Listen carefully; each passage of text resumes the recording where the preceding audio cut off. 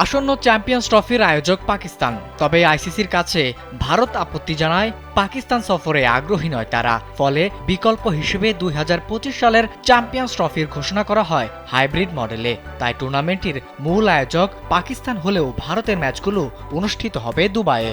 এদিকে চ্যাম্পিয়ন্স ট্রফির শুরুর আগে রোহিতকে একবার পাকিস্তানে যেতে হতে পারে, কারণ যে কোনো টুর্নামেন্ট শুরুর আগে অংশগ্রহণকারী দেশগুলোর অধিনায়করা ট্রফির সঙ্গে ফটোশুট করে থাকেন। সেই সঙ্গে আনুষ্ঠানিক সংবাদ সম্মেলনেরও নিয়ম রয়েছে।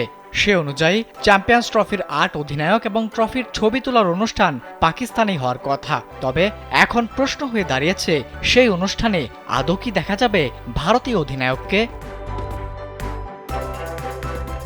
এদিকে রোহিত তার ক্রিকেট ক্যারিয়ারে কখনোই পাকিস্তান সফরে যাননি। পাকিস্তানে ফটো সেশন হলে এবারই প্রথমবারের মতো তাকে সেখানে যাওয়া লাগতে পারে।